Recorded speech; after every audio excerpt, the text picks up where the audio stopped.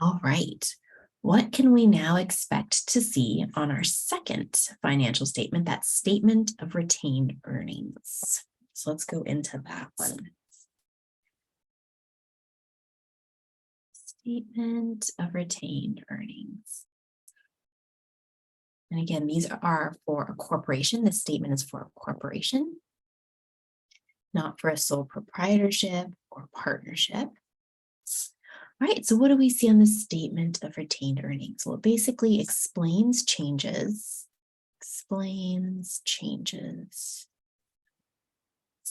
in the company's retained earnings.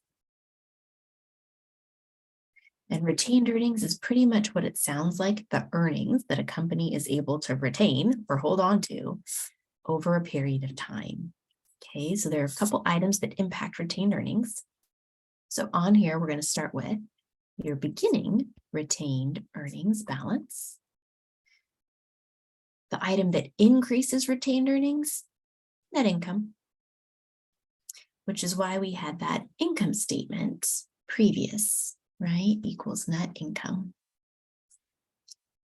That income statement increases retained earnings.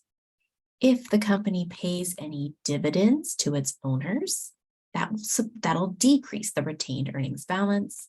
And what's left is our ending balance.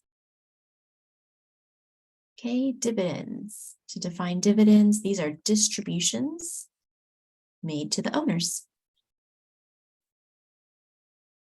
Normally, in this class, it's going to be in the form of cash. It will be a cash payment to the owners. You've probably heard of dividends before, right? If you hold a share of stock in a public company, they might be paying you dividends. So they're distributing cash to the owners because as a shareholder, you own a piece of that company.